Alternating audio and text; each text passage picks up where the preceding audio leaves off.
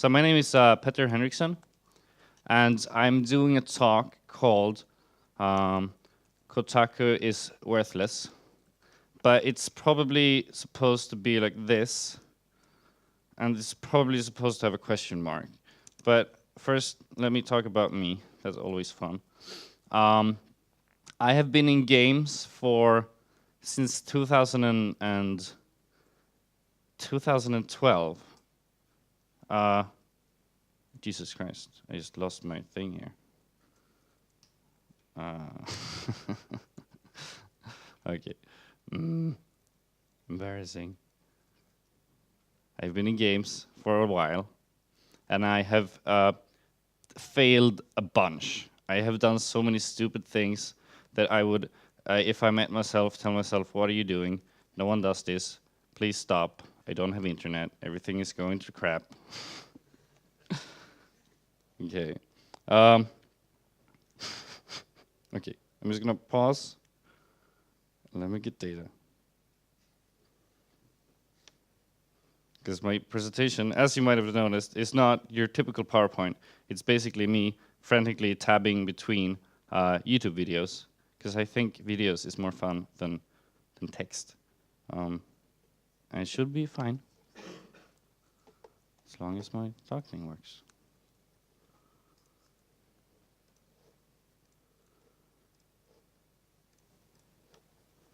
It's working. Awesome. Okay, so this is a game I did back in 2012. It's my first paid game that I made money off. It's not good. It's really bad. It was in a time where people thought Kinect was gonna happen. Kinect never happened. Then I made a tremendously good decision to work on a first-person puzzle platformer. That's kind of like Portal, only worse. In basically every aspect that you can imagine. And it's no surprise to me today that this game sold absolutely nothing. It sold nothing on Steam, and it sold nothing on Xbox as well. Why it made it to Xbox, no one knows, but we thought that would work. Magnet gun, super cool. But I've done a few things that are a bit more successful as well. With another team, I created Cluster Truck that was released last year. Boom, boom, boom, boom. So Cluster Truck is a game where you jump on trucks, and it's physics-based. It's a first-person platformer. So I dropped the puzzling and physics. It's honestly a really cool game. I'm proud of this product. This game sold well. It allowed our studio to expand from 3 to 12 people. So we are now 12 in a kind of nice office in Stockholm. When we created this game, we were 3 in Willem's mom's apartment, and we had issues like, why is Willem's sister's shoes frozen with our pizza? It's a different life. Currently, we're working on a game called Totally Accurate Battle Simulator. It's a game where you basically say, what if something fought something? So you're like, what if a bunch of dudes with guns fought dudes that did not have guns? What will happen? Probably die. No one knows. It's completely accurate. We're releasing this in a few months. It's got major attention. It's about 5 times as hyped as Cluster Truck was. So we think this game is probably gonna do well. But I'm not here to just tell you what I've done. So why is it worthless and not worthless? Because it's less of a statement and more of a thesis. Is Kotaku worthless? Because it came from, we got coverage in like really good press. This is an IGN US thing. It's good. Like when IGN writes about your game, you're like, yes, this is nice. Only it's 18 comments. 18 comments literally means that no one saw this. It was a complete waste of time. Anyone who made this video wasted their time, and if I would have put in effort into make this happen, I wasted my time. Same with Polygon. So Polygon will not show you views, and they will not show you comments, and that's interesting why they do that. So I try to figure out how many people watch this article? I don't know, but I know that 7 people shared it on Twitter, which is nothing. This is an article in The Verge. I think The Verge is a well-known paper, probably. People tell me, and there's 2 comments. No one watched it. This is a Kotaku article about the cluster truck. It has 38,000 views, which is like 40,000 people open this page. 40,000 people open our website every day. We can just post on that and get the same coverage, basically. But I mean, the mainstream media still exists, and people are really excited about them when they do things, and they cover stuff and get paid somehow, so they must do something, right? So I started to look into more and more games. Splatoon 2, IGN, is a bit of a difference. Splatoon 2 has 3,000 comments. That's amazing. By no science at all, I've kind of figured out that if you take the number of comments and times them by 500, that's often the amount of views that you get. If someone has better data on that, I'd love to hear it. So that's about 1.5 million views. That's a good YouTube video. That's like Jacksepticeye covered your game. Jacksepticeye is one of the biggest YouTubers, if people do not know that. So that's cool. But why do they get views and we don't? I don't know. But it seems to be a trend among indie games that review sites don't get views if they write about indie titles. So this is 32 comments, also worthless. Everyone wasted their time on this. The humanity would have forthrung and gotten longer in their process to not write this article. So this is what we get on YouTube. This is Jacksepticeye made a video of Cluster Truck. It has 3.6 million views. He also made 18 of them, which is a lot better than 32 comments on a website. So what do you do then when you sit down and you say that alternate media is useless for me? And it's really important to realize that it's for me and my game, but also important to realize that that conclusion exists, that you can make it and you can have your game and you can see where is my audience. Do they read review sites? Most likely not if you're not AAA, basically. So then you can focus on other things that are not press releases, that are not going to conferences and meeting up with press. Super expensive, takes a lot of time, and press kit's not as important in that part. So we do a lot of other things when we try to market ourselves. We try to create. So this is okay. I'm getting a bit rambly, but I have a point. Marketing is not evil. It is basically the same essence as games, because games is entertainment, and good marketing is always entertainment. And if you can create games, and that's how your mind works, and you're good at that, then you're probably also good at entertainment through marketing. You just need to kind of do it a bit. So what do we try to do when we market through games? We do stupid stuff like this.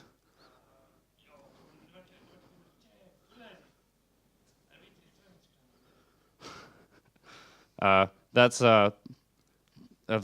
just 6 seconds of Willem doing stupid things. It's 21,000 retweets and 300,000 views. That's a bug. That was fun. And that often happens when we feel like, oh my God, this fun thing happened, and we go to a friend and we're like, hey, look at this. Then that is often something that we can post online, because if we think it's content to us that is worth telling my friend about it, then it's probably worth telling someone else about it also. But if you don't feel that about your marketing effort, then please don't do it. Is this soda popping being hacked? Jesus Christ.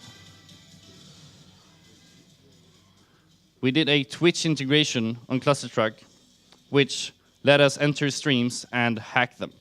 So we could enter their stream chat and enter codes that would make stuff change in the game. So we enter and we go access denied, and they're really scared. They're like, what is going on? We go access denied. They're like, what's happening? Access granted, landfall is here, we're taking over your stream.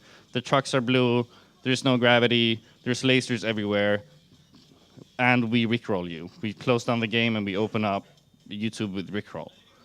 That made, like, it made major streamers stream our game because they knew that if we hacked them, they would have a viral video. This one has 1.3 million views, so he makes money out of that, and that incentivized him to stream our game, right? That was 6 hours of work on 2 people just one night.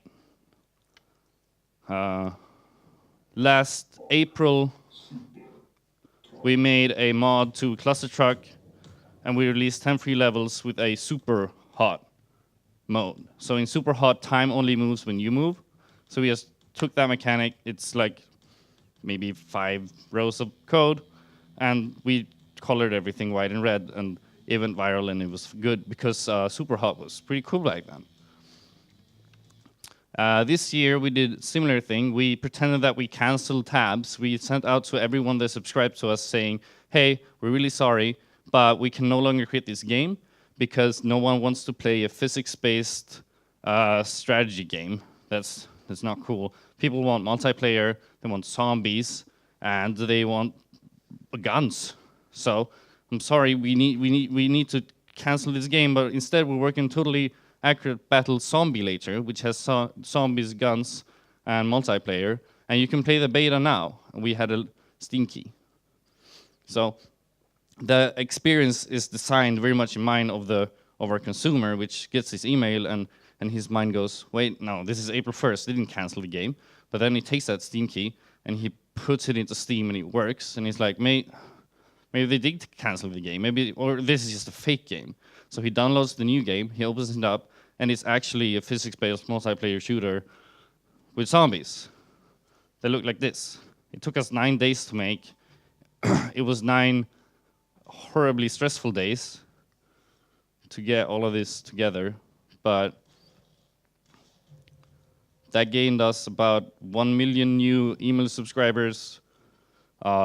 We had another increase in in presence on the internet.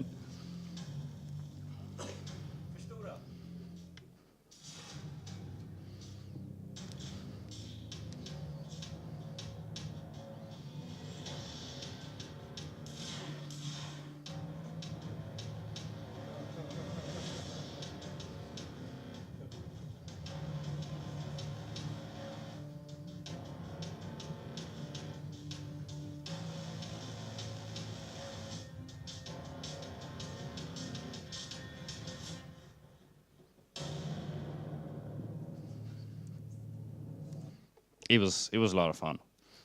More things.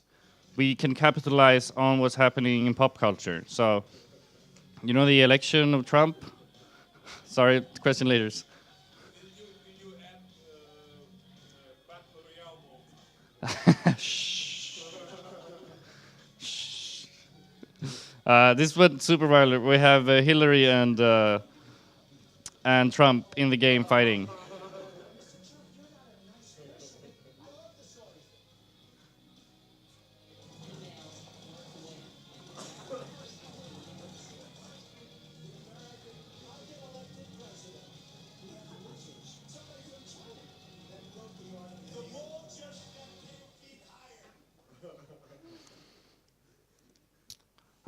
This is more like when stuff is weird in our game, we can often share it. This is a bit of a longer, like, edition of trying to make a horse act like a horse, physics-based, and it really did not want to. It was like, no.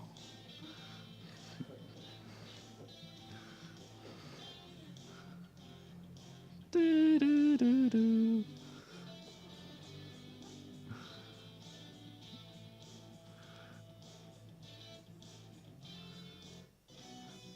But it kind of worked out at the end. Now we have horses. And this isn't a huge effort. This is, and it's not a huge reach. It's like 150,000 views. But in that case, it still helps to grow our. I don't have data. It helps to grow our YouTube channel. So we actually have a community on YouTube. We have around 60,000 followers. We're a tiny YouTuber basically, because of videos like this. And now I have a really important case to make that you're all gonna say to me that it only works with your game. Yes, that is completely true. But we are not randomly making this game. There is a process where we end up with this product that we can market. I don't think that you can market any game. I think that you can market some games. Those games are good and they can be marketed. This is also another talk that I hope have in the future where I think publishers are useless because I don't think they're good at marketing games. I think they're good at saying, this game is marketable, let's market it. Anyone can market their own game, I think. But, so how do you end up with a game that you can market? You try to market it early, and then if no one cares, you accept that your product is not marketable, and you move on with your life. It's really important, and it's not easy. We've done this. I'm not just spouting profits that are not. This is a game we really enjoyed called Lots of Cubes. We worked a bit too much on this game. We really liked this game. But it's not marketable. No one gives a shit. No one gave a shit. We try to make people give a shit. No one gave a shit. So we posted it on Imager or on Reddit, on YouTube, and just no one wanted more information about this game. So we said, okay, but we really like it. The gameplay is solid. How can we change it so that we can justify spending time and money on this game? So we put in physics-based dudes. This is Lots of Cubes became tabs because we kept iterating and trying to get this game, the gameplay mechanic that we thought was interesting.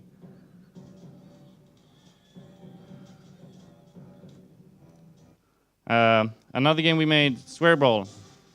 We made a local multiplayer only game. Those are unmarketable. They are almost impossible to sell. They're like Overcooked managed to sell. They were backed by Team 17, 19 years in the business, right? It's not easy.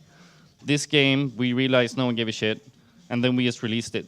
So we made financial profit out of it because we only spent a month on it. This is another game. We're actually releasing this really soon, end of September. It's called Stick Fight. It is a local multiplayer game. I don't know why we keep doing this, but we think it's really fun to make them. But this one does have online. This one I will bet that this does financial profit because it was a 3-month development time. We would never spend more than that on this kind of product because we will not make that money back and eventually we cannot feed ourselves, right? I mean, talking about money is sometimes seen as dirty, but the reality of the situation is you have to make money. This is a VR game. We tried to get into doing VR. We made this game where you throw up bullets and you had a hammer and you would like, and the bullet would explode. We called it No Guns. I thought it was a really cool name. No one gave a shit. We're now working in VR. I wish we could. We made this other flight game. I don't know. This was 3 days of development.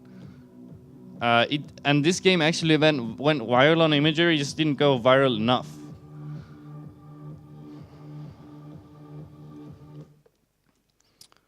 Yeah.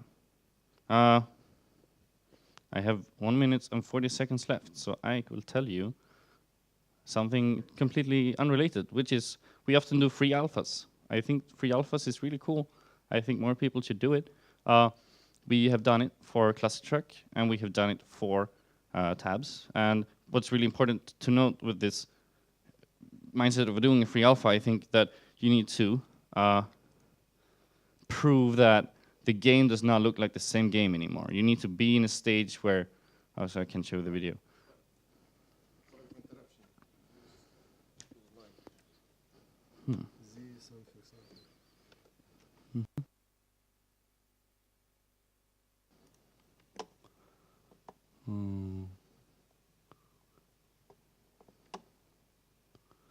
It's not that important. Whatever. Or maybe I have the video somewhere.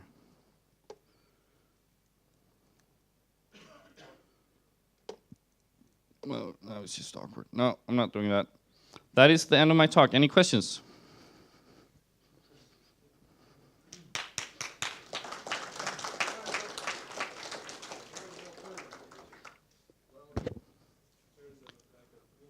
Sorry. Others battle simulator So we were technically first, and we're talking about Ultimate Epic Battle Simulator. Yes, we were before them. Just want to point that out. But how do we keep different? Ultimate Epic Battle Simulator is a very cool game. You can do a lot of the same of like you go what if it has the same thing as our game.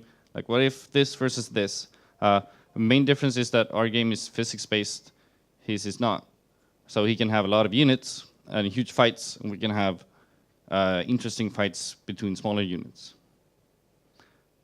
Yes. I think that the battle sim genre is not explored enough for competitors to actually exist. I think we are all gaining a fan base now that will die within a year, but we are building something and not taking from. Sorry. For camera. Yes. Okay, hello. So did the cluster truck thing start on Reddit? Because I remember like seeing a thread of someone making like a prototype, like something like a truck in a game jam or something. And I saw like that thread just exploded, and people saying that if this was a full game, I would buy it and play it. So did that cluster truck thing start from there? Yes, it's like I showed you our games that we do not create. We make something and then we post it and we see if someone cared. People really cared about Cluster Truck. It was, yeah. So it's like obvious from day one that this game is going to sell. We can spend time on it. And that's usually how we like to work.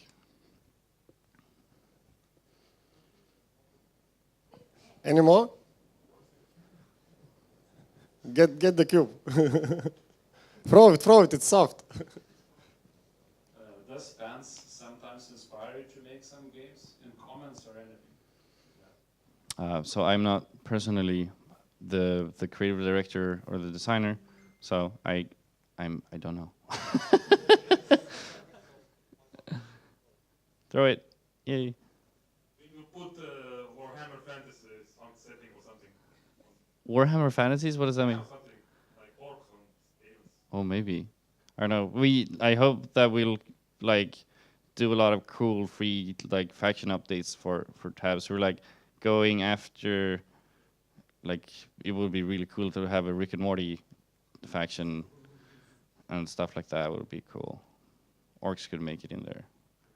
I feel like everyone can get the Warhammer 10,000 brand right now, so maybe that's easy. I don't know.